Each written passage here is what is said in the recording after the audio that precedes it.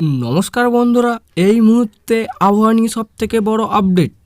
কোথায় কোথায় চলছে তাণ্ডব, বিস্তারিত জানিয়ে দেবো এই ভিডিওটির মাধ্যমে। ভিডিওটি যদি ভালো লেগে থাকে অবশ্যই লাইক করবেন এবং চ্যানেলটিকে সাবস্ক্রাইব করবেন। সপ্তাহ খানেক ধরেই যে বৃষ্টি চলছিল তা কমেছে অনেকটাই। হাওয়া অফিস জানিয়েছে আপাতত দক্ষিণবঙ্গে ভারী বৃষ্টির সম্ভাবনা নেই। গাঙ্গেয় পশ্চিমবঙ্গের ওপর যে নিম্নচাপ তৈরি হয়েছিল তা সরে গেছে। দক্ষিণ ঝাড়গ্রাম এবং তার সংলগ্ন অঞ্চলের দিকে সরে গিয়েছে সেই নিম্নচাপ। এর ফলে বাংলায় ভারী বৃষ্টির সম্ভাবনা আপাতত কমল। তবে হাওয়া অফিস জানিয়েছে সপ্তাহভর হালকা থেকে মাঝারি বৃষ্টি চলবে কলকাতা সহ দক্ষিণবঙ্গের জেলাগুলিতে।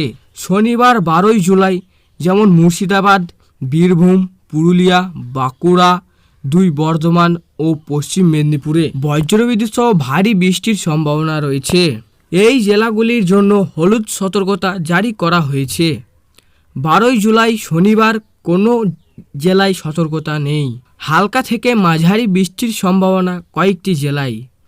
হাওয়া অফিস জানিয়েছে 13ই জুলাই পর্যন্ত কলকাতা, হাওড়া, হুগলি, মেদিনীপুর, 24 পরগনা সহ দক্ষিণবঙ্গের অধিকাংশ জেলায় হালকা থেকে মাঝারি বৃষ্টির সম্ভাবনা রয়েছে। আবার আগামী সপ্তাহের 15ই জুলাই অর্থাৎ মঙ্গলবার 24 পরগনা এবং পুরুলিয়ায় ভারী বৃষ্টির সম্ভাবনা রয়েছে। ওই জেলাগুলির জন্য হলুদ সতর্কতা জারি করেছে হাওয়া অফিস। যদিও সমুদ্র উপকূলবর্তী জেলাগুলির জন্য মৎস্যজীবীদের সরে যাওয়ার বিশেষ কোনো নির্ধারণ নেই। উত্তরবঙ্গ ধীরে ধীরে বৃষ্টির পরিমাণ কমবে বলেই জানিয়েছে হাওয়া অফিস। তবে আগামী সপ্তাহে শুরুতেই অর্থাৎ 14 জুলাই থেকে উত্তরবঙ্গের বৃষ্টির পরিমাণ ধীরে ধীরে আবার বাড়বে। 15ই জুলাই জলপাইগুড়ি, আলিপুরদুয়ারে ভারী বৃষ্টির হলুদ সতর্কতা জারি করা হয়েছে। 16ই জুলাই জলপাইগুড়ি, কোচবিহার, উত্তর দিনাজপুরে ভারী বৃষ্টির সম্ভাবনা রয়েছে। 17ই জুলাই দার্জিলিং, কালিম্পং, জলপাইগুড়ি, আলিপুরদুয়ার ও দিনাজপুরে ভারী বৃষ্টির সতর্কতা জারি করেছে হাওয়া অফিস। এই ঘটনার গত বুধবার অবধি দক্ষিণবঙ্গে টানা বৃষ্টি হচ্ছে। বৃহস্পতিবার থেকে বৃষ্টি একটু কমেছে। শুক্রবার ভারী বৃষ্টির পরিমাণ আরও বাড়বে। তবে গত এক সপ্তাহ ধরে ভারী থেকে অতি ভারী বৃষ্টি হয়েছে দক্ষিণবঙ্গের জেলায় জেলায়। বিশেষ করে গত সোমবার, মঙ্গলবার দিনভর হয়েছে বৃষ্টি। জনজীবন হয়ে পড়েছিল বিপর্যস্ত। কলকাতার রাস্তায় রাস্তায় জল জমেছিল, যানজট ছিল তীব্র। যদিও সেই জল কয়েক ঘন্টার মধ্যেই নেমেছে, তবে মানুষদের ভোগান্তি হয়েছে। তবে ঝড় না হওয়ার বড় ক্ষয়ক্ষতি হয়নি। এরপর বুধবার রাতেই হাওয়া অফিস জানিয়েছে গাঙ্গেয় ও পশ্চিমবঙ্গের উপকূলবর্তী জেলাগুলিতে বর্তমানে ঝাড়খণ্ডের দিকে সরেছে।